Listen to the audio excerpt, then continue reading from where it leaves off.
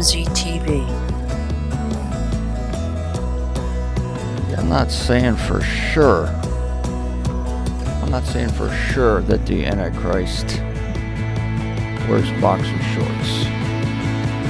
But I think that he does. And I think that he's wearing them now. Yeah, as we speak. The Antichrist is somewhere ready to take the world stage. The reason I thought of this is because it's so incredible. Well, it's not incredible, but it is difficult to believe that these could be the end times prophesied by John, by Paul, by Isaiah, by Ezekiel, by all of them. This is the time that they all looked forward to. And yet, doesn't it seem to you like we should be living in a Jetson world? Doesn't it seem to you like we should be in floating cars and every single inch of the earth should be occupied by skyscrapers? I was at Publix today and I was buying a chicken. A frickin' chicken. And I'm buying the frickin' chicken and I'm thinking, this is in my soul, not in my spirit. I'm thinking, how could these be the end times? It's just too ordinary. I mean, shouldn't human beings be more advanced by now?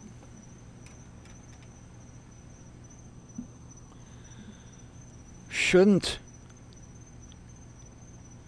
there be so much progress that the Antichrist would be like a machine?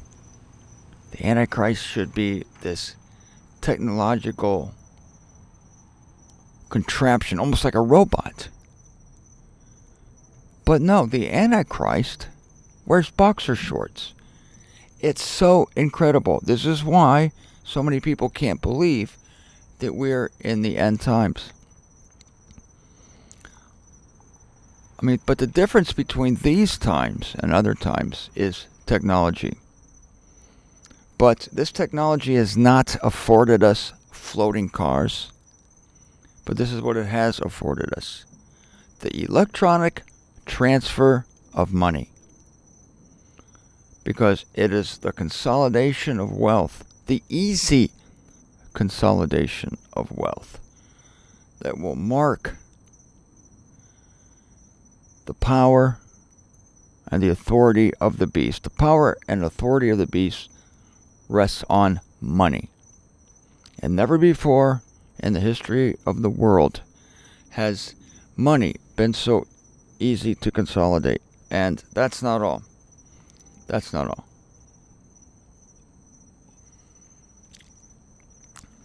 The other technology would be the technology required to keep track of people. To put the entire human race in a database. To check on whether or not they belong to the beast system. That has never been possible before. To electronically categorize people. I mean, they're doing it in China with face recognition, but that's primitive compared to what's happening here in the United States. It's as simple as being able to keep track of everyone that has the VC. You've been with me long enough, you know what that means. I can't say the words because I'll be edited and deleted and canceled because you're not supposed to talk about certain things. And the reason we know this is the end times is that this is not simply a local problem, it's a world issue. It's a world problem where everyone is being categorized electronically. You're in a database. They know who you are. They can keep track of you. They know whether you're obedient. They will know whether you have gotten the VC or not. So in that sense, technology is necessary to keep track of everybody. This was never possible before. But there's not enough technology to totally change the landscape. So the landscape still has people wearing underwear. This blows my mind. That people are wearing underwear and buying chickens. It shouldn't be this way. In my mind, it's just too commonplace. And this is the deception, and Jesus put his finger on it. Our Lord and Savior put his finger on it when he said it'll be as the days of Noah. Wait a minute. You're telling me, my Lord and Savior, that in the year 2000 plus, it will be as in the days of Noah? How can 2,000 years of progress, actually it's not been 2,000 years of progress, it's only been about 200 years of progress, but how can that not make a difference? How can it possibly be today as it was in the days of Noah? Wasn't that primitive day? Wasn't that an ancient day? Wasn't that a day so far away that none of us can even fathom it or relate to it? No. Do you know why? Because they wore underwear then too. They might have worn boxer shorts. I don't know, but they wore underwear. And so the human condition has not changed. No matter how hard they try, they can't turn humans into robots. No matter how hard they try, they can't mix human beings with technology. There's conspiracy theories out there that this has happened, but I don't believe it. Just don't believe that.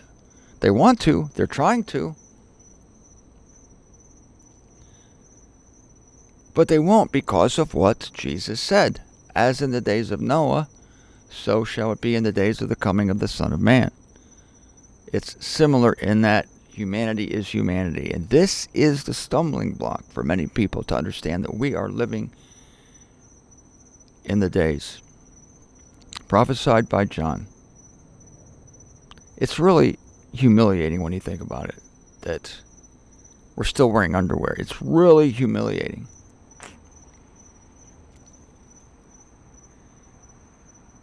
And the phenomenon, again, of the scriptures is that all these epic events that you read of are only the highlights. Do you know how many things are happening between the lines in the scriptures?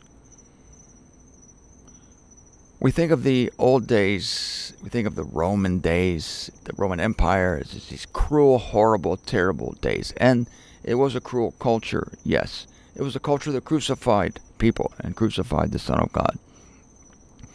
And yet, 2 blocks away from Golgotha, 2 blocks away from the Mount of Olives where our Lord was sweating blood, a Jewish family was having dinner, and their kids were brushing their teeth,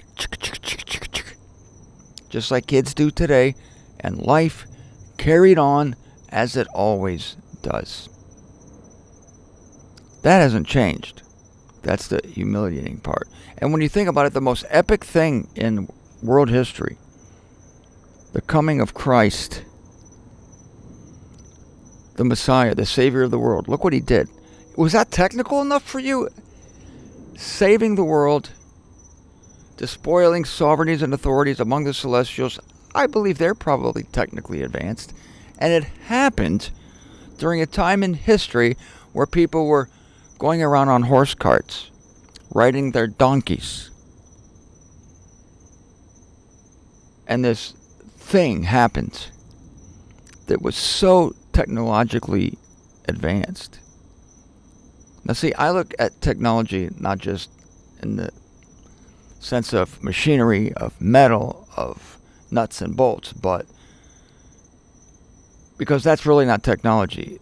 We're going to look back on the things that we consider technology today, and we're going to be really embarrassed. The technology I'm talking about is spiritual technology. Magnificent intelligence. That's technology. And that is also the same today as it was then. Because, as I said, the most highly spiritually technological thing that ever happened in the first century, when people were eating their cereal out of stone pots and making a fire in order to cook their food. So why should we be surprised? But I stumbled today when I was at Publix buying the chicken. I stumbled today. I looked around. Life seemed so ordinary. People were pushing carts. I said, is this the 21st century? Or like 52 BC? People are pushing their food in carts with wheels out into the parking lot. Very embarrassing. And the people who were doing it were wearing underwear. Every single one of them. Well, there are probably a few notable exceptions, but I did not inquire thereof or thereto.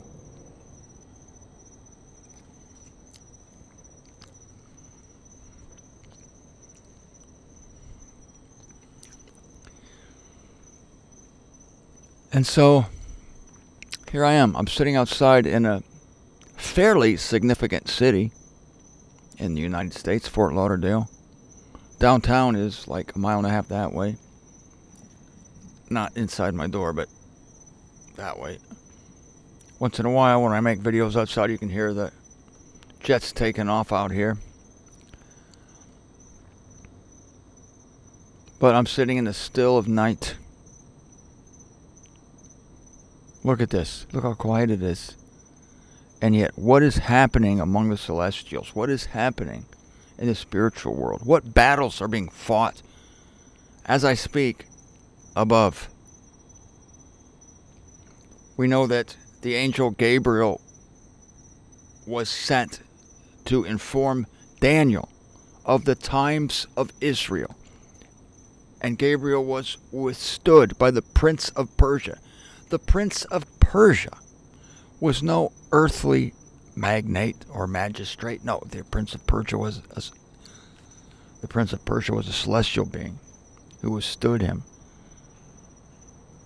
I mean, that blows away any high-tech CGI marvels that we see on the silver screen today. And yet it was happening in the years BC. Maybe 1,000 years, 1,500 years before Christ. And so the same thing is happening today above our heads. Yet here I sit in Fort Lauderdale. Do I know about it?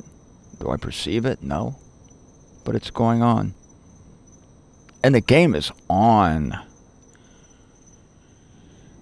The events that will lead up to the return of Christ, these events are on. They're happening as we speak, with the 10 nations, with the one world government being formed, with the beast rising. And the beast, again, John pictured it. John saw this incredibly ugly monster.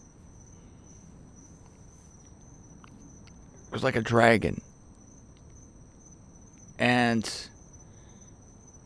he saw this harlot riding on the back of this 10-headed monster. But as it is manifested on the earth, it's being enacted by men in boxer shorts. Okay? The beast seen by John, the 10-headed monster, the amalgamation of the 4 major religions of the earth, headed by the man of lawlessness. The most epic scenes you can picture leading to the return of Jesus Christ to the earth are being executed by men wearing boxer shorts. It's so common, it's so ordinary that anyone would miss it. It's the same when Jesus Christ was on earth. Anyone would miss him. It was too common. It was too ordinary. Only one with spiritual insight could perceive that it was even happening. We have spiritual insight, and we know it's happening because we are 5,993 years from Adam, and there are 7 years left to the coming of Jesus Christ, I believe. And think of this. Even when Christ returns, excuse me, even when Christ returns, the most epic thing that everyone's been looking forward to, that will inaugurate the 1,000 years of peace on the earth, Yes, it will be accompanied by what? What will it be accompanied by?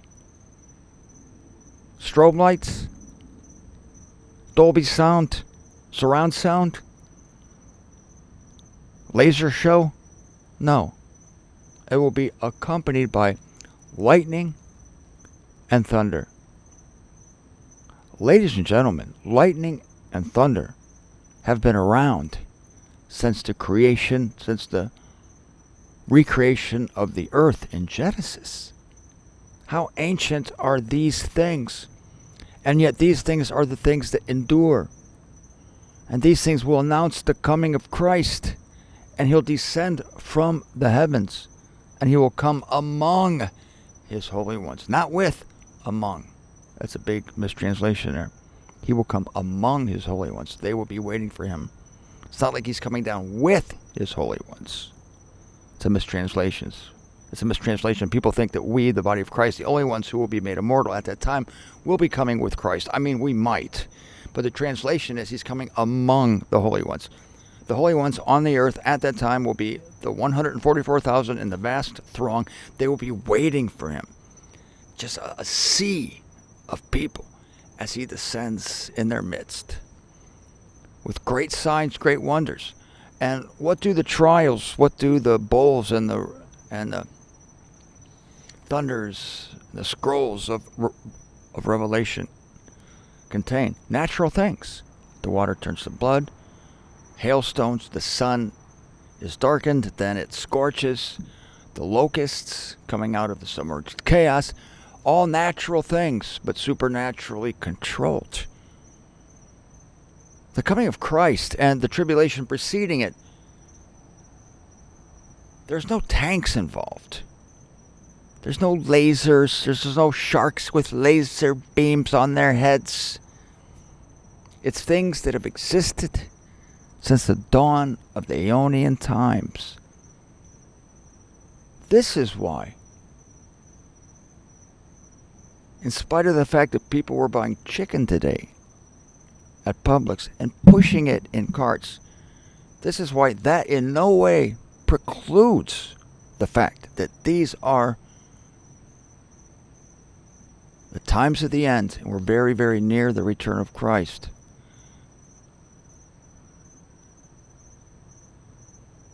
The only thing we need technology for is the consolidation of wealth and the categorizing of the inhabitants of the earth. Other than that, rockets, cars, computers, well, you need the computers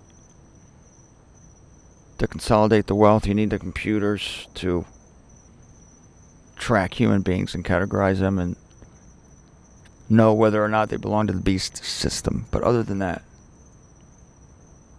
these are just like the days of Noah. Don't fool yourself. Don't kid yourself that we're in some wild Jetson technological world. And don't kid yourself either that it has to be anything but that. Don't kid yourself that we need floating cities, or we need half humans, half robots in order for the end times to be here, in order for the man of lawlessness to be manifest. No. It happens in the ordinary moments of life. It happens during the ordinary moments of life, and that is the confluence of our days and the days of Noah. It's that people are the same. Life is going on to most people as it has for millennia, and as it was for the day, as it was for those people in the days of Noah. They are unaware. They're ignorant of what is happening in the spiritual world, because what is happening in the spiritual world is silent. It doesn't make any noise. It doesn't present itself with any type of manifestation that can be perceived by the five senses. No, it takes spiritual sensitivity. It takes spiritual, not even sensitivity, forget that. Spiritual knowledge, spiritual insight, believing the words of God. That's what it takes to understand what is happening as we speak in this day prophesied by John.